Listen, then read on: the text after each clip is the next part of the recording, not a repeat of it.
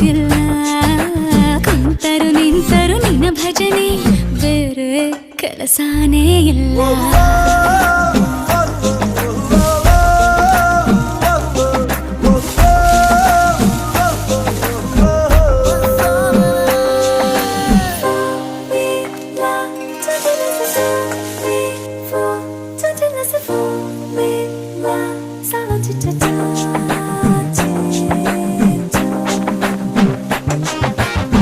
ದಿನ ರಾತ್ರಿಯು ನಿಲ್ಲದೆ ನಿನ್ನ ಜಾತ್ರೆಯು ಸಾಗಿದೆ ಇದಕ್ಕೊಂದು ಪರಿಹಾರ